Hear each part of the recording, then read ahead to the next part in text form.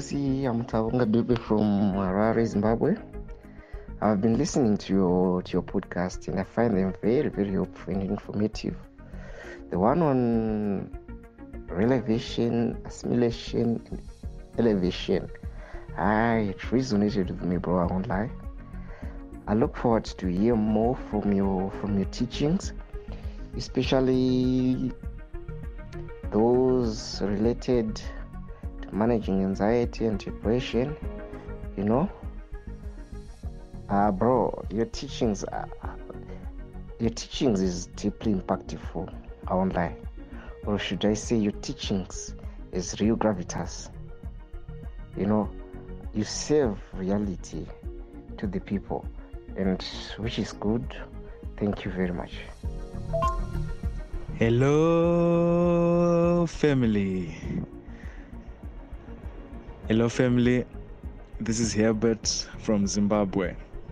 So I just want to start off by saying thank you so much, VT, for the podcast you did, which you titled 2024 Year of Work. You directly spoke to me, you addressed to me, and you addressed the question that I'd asked of when can I know this is the time to quit my job and start the business. So thank you very much and for the message you said. And what I found most resonating with me is the fact that I should change the way I see things. I should put in the work, and I should know that to whom much is given, so much more is expected.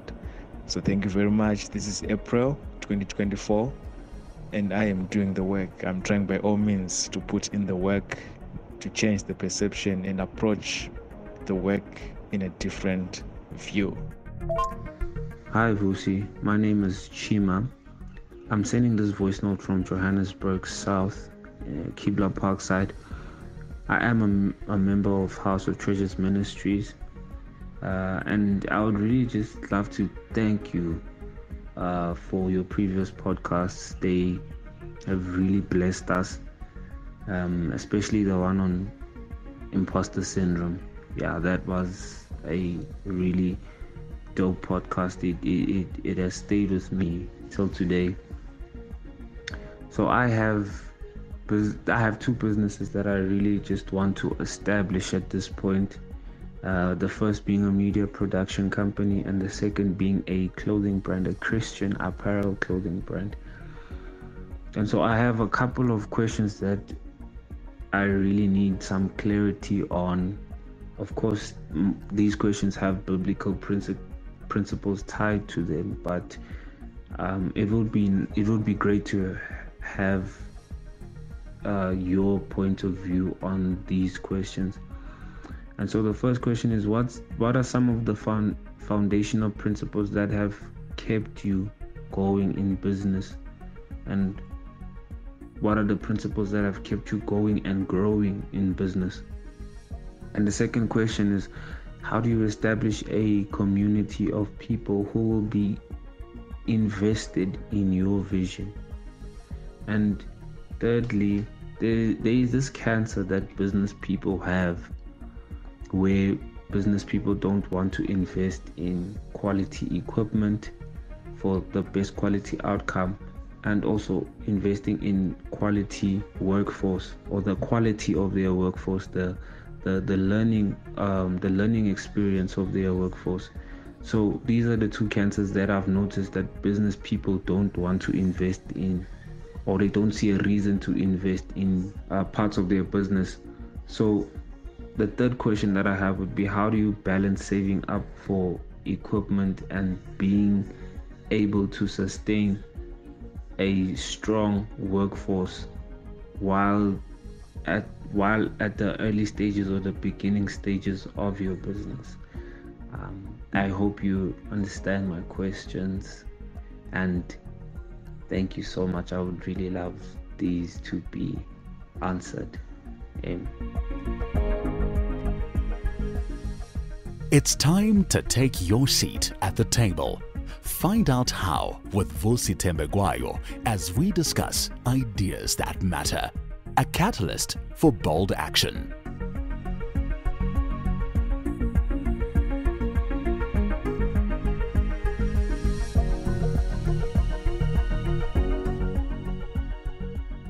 Hello, family. Hello, family. Welcome to another episode of the VT podcast. And here we talk about ideas that matter. That was Chima, that great video, or rather a voice note there, Chima, talking about what to do when you are starting something new and how to plan for resources, how to get people to be motivated and inspired, and how to get people to invest in themselves.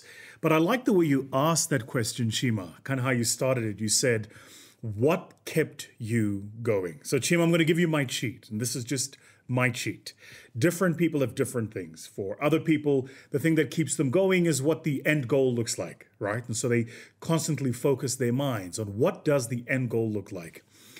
For other people, they'll try to think about why they started in the first place. And so when they're going through a difficult time, they kind of dig deep and go deep into the recesses of, but why did I start doing this, right? End goal people tend to be focused and inspired by destination, by success, by outcome. And the people that focus on why they did it tend to be focused by belonging. They tend to be driven by achievement. They tend to be driven by results, sometimes even tend to be driven by meaning and the impact that that thing will have. So for you, it might be a bit of both. It might be, what does success look like? It might be, why did you do it in the first place? I have a different way, kind of how I deal with things when things don't go great, or when I don't necessarily feel inspired or motivated or any of those things. And that for me is this: I have learned to treat everything as a project. Once you start learning to treat things as a project, then how those things actually plays out becomes different, right? And here's what I mean by that. Projects have a start date, an end date, deliverables, and an outcome. And the minute you understand that, then dealing with the difficulty in between it is actually not as hard as you think, because you begin to see that the difficulties that you're dealing with are not forever. These difficulties are for that moment, that time, that season, and they'll pass, just like everything. The difficulties will pass. It's my favorite scripture, I must tell you. It came to pass. Those difficulties will pass, right? And so once I started thinking about everything as a project, then the way I was approaching problems started to change, and the way I deal with problems also starts to change. So what are the things you need to be aware of, Chima, when you start thinking about things as a project? First, the guys at McKinsey talk about these 7 S's. I use 4 of them when we define projects in the organization, typically because I focus on what they call the hard S's, not the soft S's. You can go online and find the McKinsey 7S model. It's a really, really great model. But I like focusing a lot on strategy. So where are we going? And remember, the most important element of strategy is timing. So what are we going to do and when? I like focusing on structure. So what is the structure that I need in the team and the organization for us to be able to execute and deliver those things? I like focusing on skills. So who are the people I need around me? And what are the skills that they must have to execute and deliver on this thing? And of course, on shared value. Shared value is simply understanding what it is that this project will deliver for us and what this project will deliver for the universe of people for whom we are executing on the project. That's shared value. So for us, it might deliver new revenues, it might deliver new markets, new products, new customers, but what is it going to deliver for our customers? That for me becomes the shared value, right? So those are the 4. Now, in your mind, Chima, as you're watching this, you might want to start thinking about, if I'm working on a project now, what are the things that I need to start executing on, need to start planning for, the things that I need to have in place already. All right. So if everything is a project, then what are the things that I need to have in place? And for those things to have in place, I need to have an honest conversation with myself about putting those things in place. So here's the first thing you need to have in place for your project: results, or as I call them, deliverables. If you're going to start something, it must end somewhere.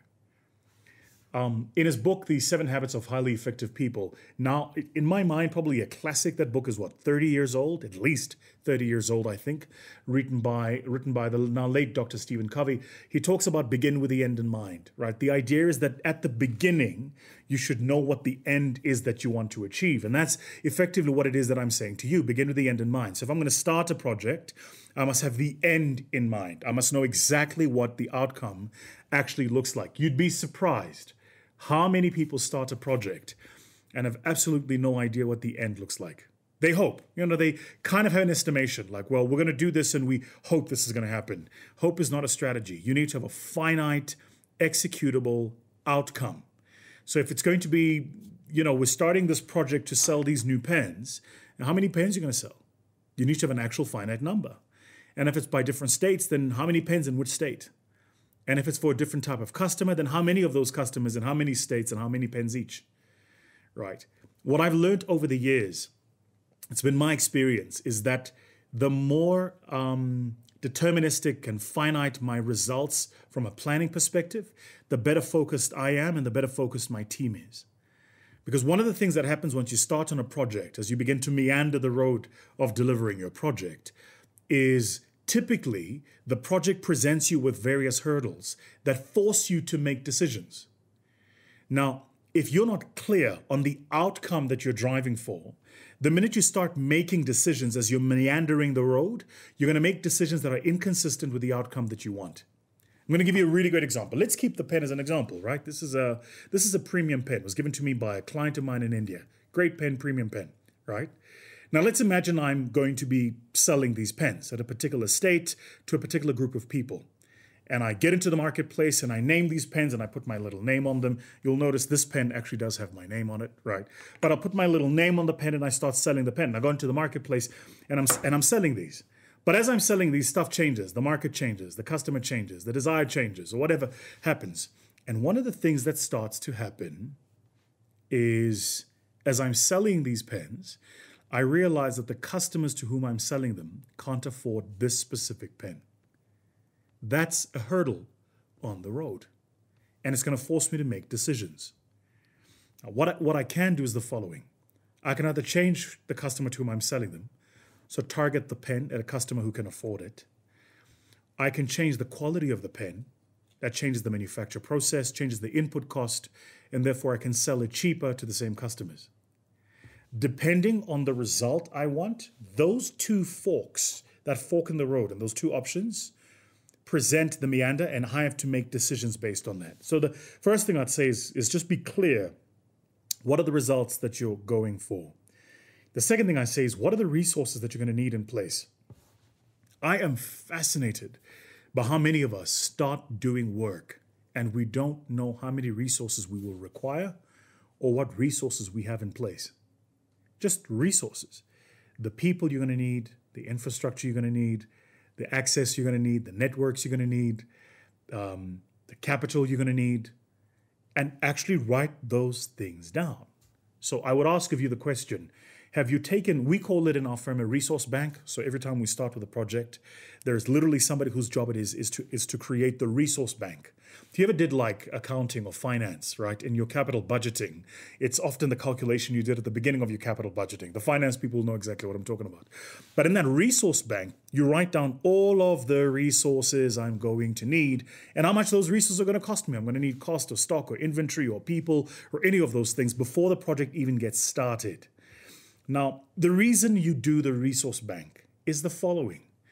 It's wrong to lie to the world, but it's really tragic to lie to yourself.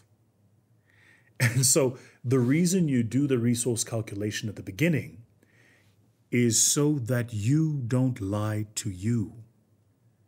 Think about it logically.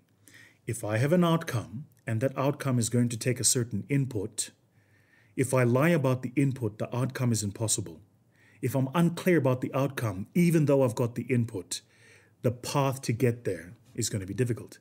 So first design the outcome, results, deliverables, then resources, the input that's going to be required. The third is to map stakeholders. So you need to know who are the stakeholders you're going to be dealing with in executing on whatever the project is. Whether it's a new business or a new product or something like this, who are the stakeholders? And clients and customers are one stakeholder. Suppliers, another stakeholder. The people who work for you, another stakeholder. But map them, right? And when I say map them, what I actually do, and I'm not joking, you can see I've got paper on my desk, is I will literally draw a little map of all of the stakeholders, long before I give it to my people who digitize it and put it in the fancy project plans, right? But I will document all of the stakeholders that I have and how these stakeholders relate to one another. So for instance, the larger the number of clients, I might need more people in my team, right? So there is a relationship in stakeholders between the number of customers I have and the size of my team. Conversely, if I don't hit my targets in terms of the customers I want, then I can't employ a lot of people because I'm going to be just overcapacitated from a people perspective, and the costs are going to be too high relative to the outcome that I'm driving for. Does this make sense? So just map the stakeholders. There's a big stakeholder, a lot of entrepreneurs. I see a lot of entrepreneurs make this mistake, and they often miss, and that's the regulator. And in every market you're operating in, there's regulation, right? It might be the tax man. It might be the ports authority if you're importing things from China, right? The ports authority is going to be a stakeholder of yours. It might be the shipping company if you're importing things. The shipping company is a stakeholder of yours. If you're buying stock using some sort of facility from the bank, then the bank is a stakeholder of yours. But you want to map these stakeholders. The reason you want to map the stakeholders is because one of the things I love to do once I've mapped my stakeholders is I then allocate who's responsible for dealing with whom. So if we have a particular problem at shipping at the ports, or we have a particular problem with a particular piece of technology we're using from the US, I know exactly who in my team, whose responsibility it is to be dealing with that stakeholder. You see how detailed you've got to be. So first start with results, deliverables, then resources, then these stakeholders I'm going to be dealing with, map them and know who's going to be in charge of dealing with those stakeholders. The fourth thing you want to put in place, we call it stage gating in the company. Different companies call it different things. The broad expression you'll find typically in large companies when they do project management is monitoring and evaluation. The idea is that at every single step of the project, you want to have something that you are monitoring to make sure you are still on course. Right? So we call it stage gating because when we build projects, we'll have stage gates. And at every single stage, there's a gate. And unless we've executed that stage, you don't open the gate to move to the next stage. Stage gates. Make sense? But that gate is the things we are measuring. So we're going to measure these 5 things. And once these 5 things, all the boxes have been ticked, then we move on to the next stage. Right? It's called stage gating in our particular firm. For you, what I'd ask is, what are the things you're going to be monitoring? Now, what most people do is they go, oh, well, I'm starting this new thing and I want to go, and they have a defined outcome, a defined beginning, and they just go, I'm hoping it works out. You got to take the big project and break it into 5 smaller parts, and each smaller part have the thing that you are executing against and monitoring against the thing that you're executing against, right? This is why people think some people are lucky. Some people think some people are lucky because they simply don't understand the methodology that those people use to arrive at the outcome. And then finally, and I've often made this mistake, I've become much better at it, I must tell you, is having really clear and refined roles and responsibilities for my teams. Really clear and refined roles and responsibilities for my teams. As we sit and I'm recording this, my team is sitting in a team meeting. My team in South Africa, in NAM, in Ghana, Nigeria, Kenya, Philippines, and Dubai are all sitting in a meeting right now, and I'm not there. The reason they can have a full company meeting and talk about the goals, where we are, what we're executing on, what next looks like, who's responsible for what, whether or not we've achieved our targets, is because I've already done the work, laid the foundation, gave them a clear outcome of what must be done, what resources they have, mapped their stakeholders, told them who's responsible for what, and for every single role, they have a fixed number of responsibilities. Now, I don't have to work in the business. I can do this, and they work in the business. So what I would say to you, if you are thinking of starting something new, or you're already running something, is learn the principles of project management. And the minute you think about everything as a project, the game's going to change. Now, I thought what I would do for you is give you some tools, right, around how to do this. So there are a couple of really interesting SaaS tools that you can find online. ClickUp is a really great tool. And now ClickUp has integrated AI into the ClickUp platform. You go into ClickUp, you can create the project. you can create the dependencies, you can create the deliverables, you can create the resources, the timelines, and it'll build out the full project map item for you. But because they've integrated AI, it's now so cool that in the olden days, what you actually used to do is to go and create the project and create the users and create the deliverables and the timelines and all of those things. Now you can go and write the project as a sentence. You can say, I am starting this particular project to do X, Y, and Z. I want to achieve X, Y, and Z. My resources are this, this, and that. These are the people who are going to be to build the project item for me, and it'll build it for you, right? So ClickUp is really, really great. The inverse, we use a lot of it, and that's just because of legacy, is Asana, ASANA, really great project management tool. All of our projects in the company sit on Asana. And the great thing is, Asana is so cool and so complex that every single document we've ever used on every single project going back now 10 years in the firm is still there. So people can come into the company, leave the company, join the company, move on from the company, whatever the case might be. But the documents that manage all of our projects are still there. Right now, we're busy working on the update of my first book, The Magna Carta of Exponentiality, which we published 2017, now 7 years ago. And I've got the team working on the research for the update of the book. And guess what? I didn't have to go into like my Dropbox or my SharePoint to find the documentation. I simply sent them access rights to the project. They went into the project and everything was there. Every meeting, all the meetings are recorded, all the notes, all the research items, and every single version of every single chapter that was ever written, all sitting in one place, just because we've been using Asana for so long. If you want something simpler, Trello is great. Trello is one of those that builds a board, so you can kind of go beginning, middle, end, or to-do, progress, completed, and then you move it across your board. Trello is really great at this. And of course, if you're using Office 365, Microsoft projects. But I'm going to give you a quick cheat. So Chima, let's say like you've got no money and you just want to build a project sheet and you can't afford to pay anything. Go to smartsheet.com. Smartsheet, double E, not I, smartsheet.com. And you'll find all the templates that you need. And I think for up to 3 users, it's completely free. Your question was, what keeps me going? And I think you were kind of thinking I was going to come with like a motivational answer. Let me tell you something. And if you quote me on this publicly, Chima, I will deny it. Motivation is great. It's great to get started.